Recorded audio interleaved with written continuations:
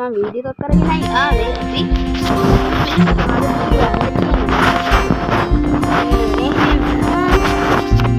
මෙන්න මේ ගෙදරදී ඔන්න මෙන්න මෙතන බංකුව තියෙනවා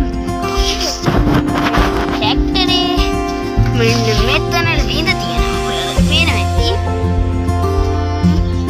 එතන තියෙනවා කහ ඊට පස්සේ මෙන්න මෙතන තියෙනවා අපේ පොකු දැන්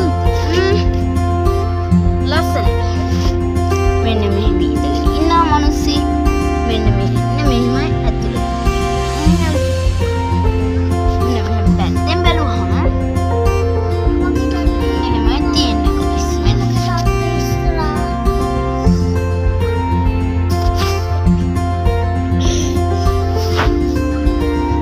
හරි guys අපේ වීඩියෝ බලනවා